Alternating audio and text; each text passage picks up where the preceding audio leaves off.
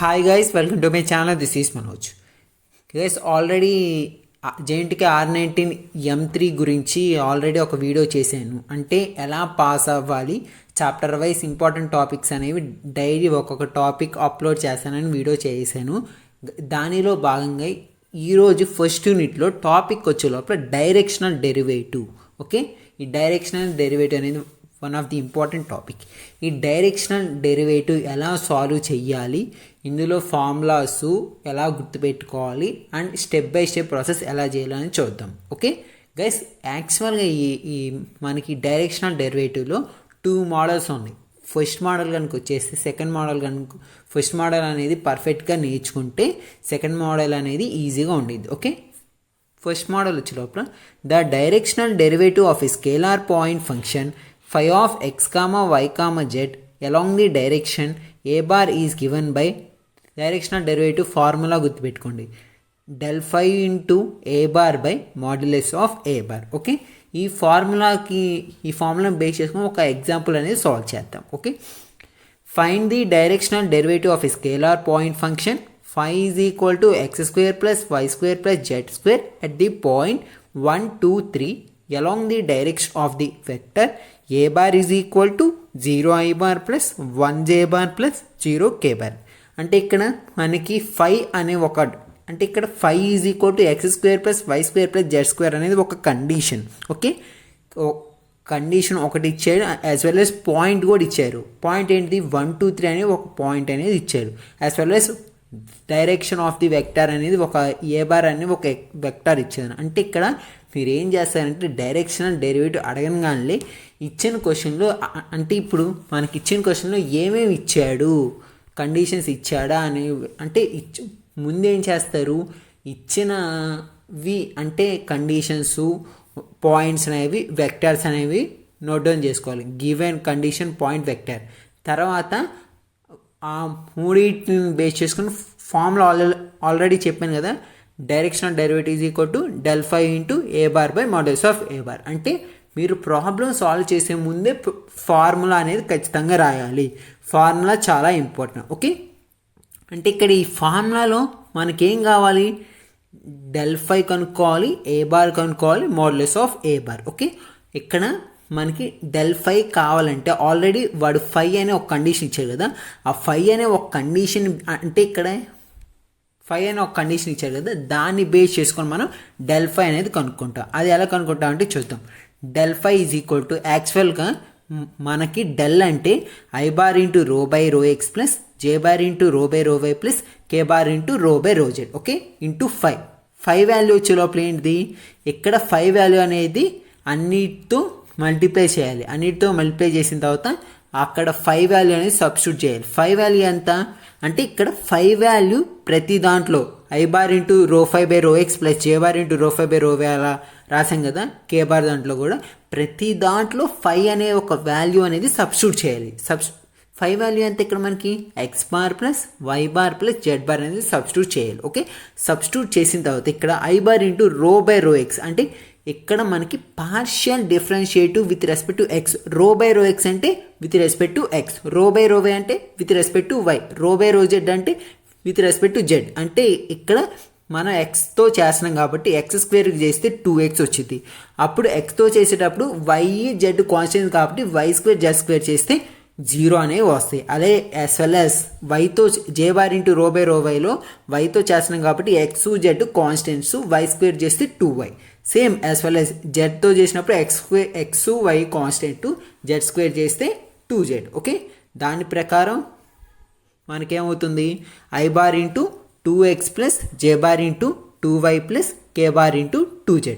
Already ఇక్కడ మనకి point అనేది ఇచ్చారు. పాయింట్ అంటే 1, 2, 3 ఇచ్చారు. అంటే x value 1, y value 1, 2, z value 3. దాని ప్రకారం x y z value substitute చేస్తే మనకి x y z value substitute చేస్తే మనకి డెల్ ఫై అనే ఒక వాల్యూ అనేది వచ్చింది.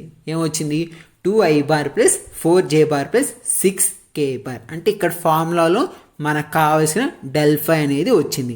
నెక్స్ట్ ఏ బార్ కావాలి, వాడు ఆల్రెడీ ఏ బార్ అనేది ఇచ్చారు, 0i bar plus 1j bar plus 0k bar. Okay, ఇంకా మనకేం కావాలి, modulus of a bar.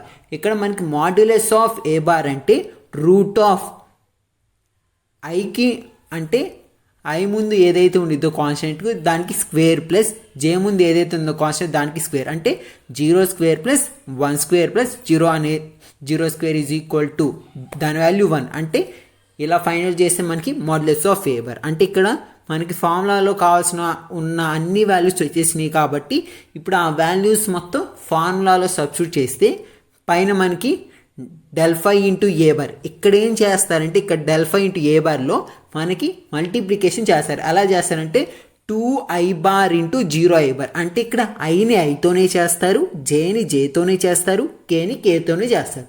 2i bar into 0j bar అంటే ఇక్కడ 2i బార్ 0j బార్లో 2 into 0 0 plus 4 into 1 4 plus 6 into 0 0 అంటే ఇక్కడ మనకి డైరెక్షనల్ డెరివేటివ్ వాల్యూ ఎంత వచ్చింది 4 అనేది వచ్చింది. ఇది మోడల్ 1 అంటే ఇక్కడ మీరు కనుక ఫార్ములా నేర్చుకుంటే ఈజీగా ప్రాబ్లం అనేది స్టెప్ బై స్టెప్ సాల్వ్ చేసుకుంటూ రావచ్చు.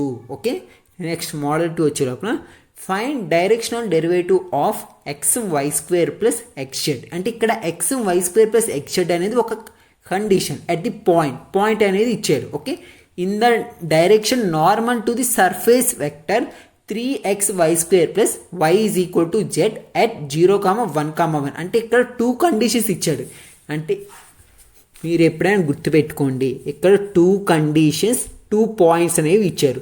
2 కండిషన్ అంటే ఫస్ట్ పాయింట్ అనేది ఫస్ట్ కండిషన్కి సంబంధించింది, సెకండ్ పాయింట్ అనేది సెకండ్ కండిషన్కి సంబంధించిన. ఇట్లా 2 కండిషన్స్ ఇచ్చినప్పుడు మనం ఏం ఫార్ములా తీసుకోవాలి, directional derivative is equal to ∇φ into ∇f by modulus of ∇f అంటే ఇక్కడ ఇందాక మనకి ఏ బార్ అనేది ఒక డైరెక్షనల్ వెక్టార్ ఇచ్చారు కదా, ఆ డైరెక్షనల్ వెక్టార్ బదులు ఇక్కడ ఇంకో కండిషన్ అనేది ఇచ్చారు. అలా ఇచ్చినప్పుడు దాన్ని ఎఫ్ అనుకోవాలి. దానికి ఆ కండిషన్కి ∇f ఫైండ్ అవుట్ చేసి దానికి మాడ్యులస్ ఆఫ్ ∇f అనేది ఫైండ్ అవుట్ చేయాలి.